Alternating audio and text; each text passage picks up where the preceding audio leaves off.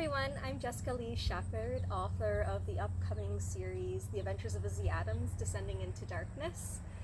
Um, so today I just wanted to share one of my readings with you.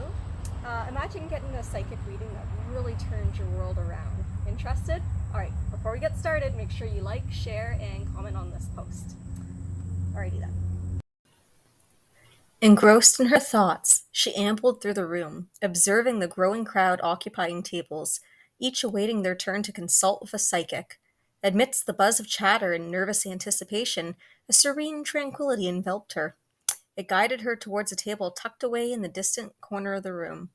Drawing nearer, Izzy noticed the table's minimalist setup, featuring only a few handwritten business cards and an empty sign-up sheet.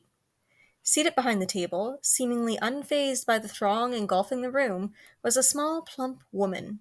Her gray head, adorned with a permed hairstyle, was bowed down as she diligently counted her knitting stitches.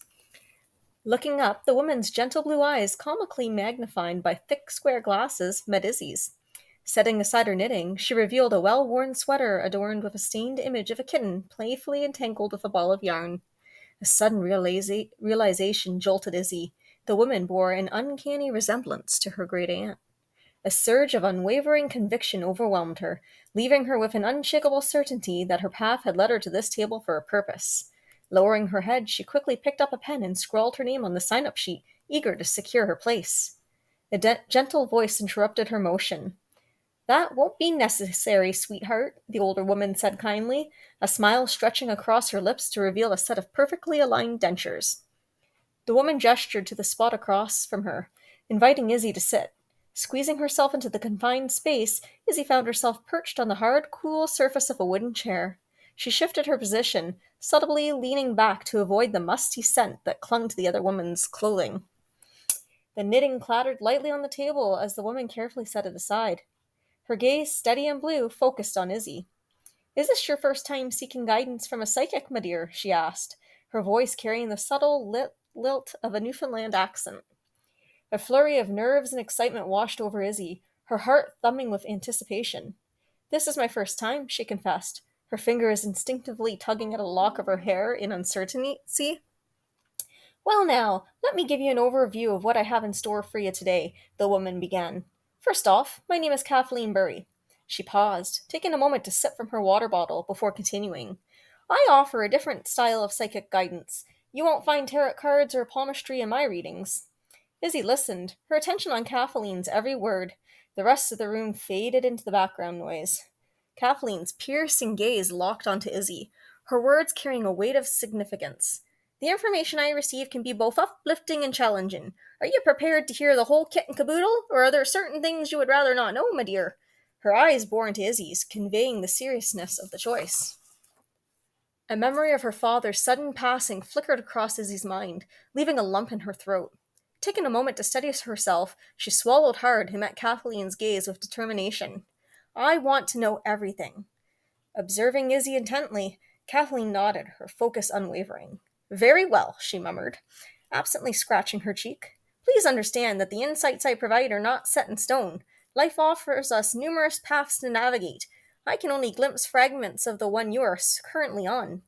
Shifting in her seat, she asked, "Before we begin, is there anything you want to know about what I do?" Inhaling deeply to steady herself, Izzy's voice trembled with hope as she asked, "Can you communicate with those who have passed away?" A knot of anxiety twisted in her stomach, her fingers pulling at her hair with increased intensity. Kathleen's gaze softened, her words wrapped in a comforting tone. "Yes, I'm both a psychic and a medium," she affirmed. "If I may ask, my dear, who is it that you have lost?" Izzy struggled to contain the tears that welled up in her eyes. My My dad," she said, her voice quivering with raw emotion. She ducked her head, hoping to hide the silent tears tracing lines down her cheeks. Kathleen's voice wrapped around her like a gentle embrace. "I'm so sorry, sweet girl. It's a terrible loss." She paused, letting the silence sit between them before speaking again. "Your father, bless his kind soul, he had a big heart, didn't he?" Izzy's breath caught in her chest as she nodded. Her eyes remained locked on Kathleen, waiting for her to continue.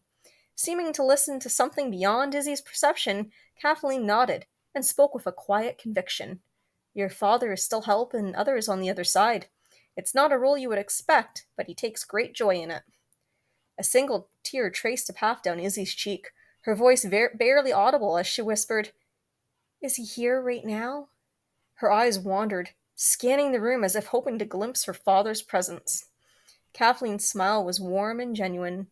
"Yes, my dear, he is right here with us," she said, her words comforting. "But you see, he can't stay for long. He is needed elsewhere." A soft and vulnerable whimper escaped Izzy, her body trembling under the overwhelming weight of her emotions. As she raised her gaze, tears glistened on her flushed cheeks. "Dad!" she choked out, her voice strained. Kathleen reached across the table and pushed a tissue box closer to Izzy. Gratefully, Izzy accepted it, pressing the soft material against her damp eyes as she attempted to staunch the steady flow of tears. With a shaky intake of breath, she worked to regain her composure. Izzy, Is he mad at me?" Meeting Kathleen's gaze, she saw a mixture of surprise and sympathy reflected at her. Kathleen's brow furrowed in confusion. "Angry? Why on earth would your father be angry at you?" Her question hung in the air as Izzy fell silent, her guilt forming a knot in her throat that kept her from responding.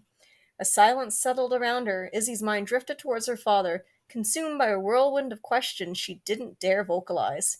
Did he hold her responsible for his death? More importantly, did he still love her? An unsettling panic surged through her body at the thought of her father's rejection. Sensing the inner turmoil coursing through Izzy, Kathleen leaned forward, her weathered hands cradling Izzy's soft palms. "Your father loves you, my dear. Nothing in this world would ever change that." She patted Izzy's hands reassuringly, settling back into her seat. "Over there," she said, flickering her eyes upwards. "They lead different lives. Whatever happened with your father over here, he bears no ill will towards you in the place he's at now." Izzy drew in a deep breath, mustering a smile for Kathleen. With a slow, deliberate nod, she finally found her voice. "Please tell him that I love him," she said quietly, her voice tinged with lingering pain. "He knows, sweet girl, he knows," Kathleen replied, a tender smile spreading across her face. "But he must be on his way, my dear. He wants you to know that he'll be checking in on you later." Izzy's head bobbed in acknowledgement, her tear-stained eyes still moist as she dabbed at them with a sodden tissue. With a quiet sniffle, she crumbled the tissue tightly, her grip tightening as she forcefully stuffed it into the pocket of her tweed jacket. Kathleen's voice softened, a subtle rasp clearing her throat, signaling a shift in the conversation. "Now, me dear, we've come to a point of the discussion what lies ahead for you." She paused, her eyes slipping shut as if peering into a scene unfolding within her mind. Slowly, her eyelids fluttered open. Her once twinkling blue eyes now held a weighty seriousness filled with genuine concern. Izzy listened intently as Kathleen's voice took on a grave tone. "Darkness follows you around like a shadow. It's all tangled up in your fate, it is," Kathleen mumbled. After a pause that seemed to stretch into eternity, a ripple of worry creased Kathleen's brow. "You have a roommate, my dear." Without waiting for Izzy to respond, Kathleen pressed on. "Mind your step around her now. She's got some wicked intentions aimed right at you." Izzy's mind flickered to Emily, recalling the mischievous prank she had recently played on her. An uneasy sensation crept over her, but she swiftly brushed to the side. After all, Emily wouldn't have a clue it was Izzy behind it anyways. Kathleen continued the reading, oblivious to the thoughts swirling within Izzy's mind. "But it's not just your roommate. Darkness lingers around your family. It haunts every path you take."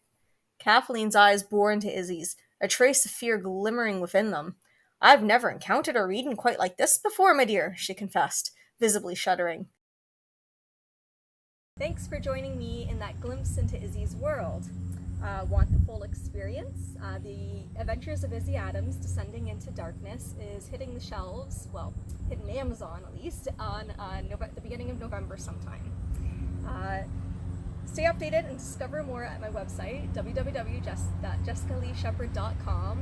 I have blogs and pictures and updates about my books and other things that I'm working on. You'll also find links to my other social media sites, such as Tumblr, Facebook, Twitter, and Instagram, amongst others. Your support really means a lot to me, and I really appreciate you guys taking the time to listen to this video. Alright, take care and have a great weekend, everybody.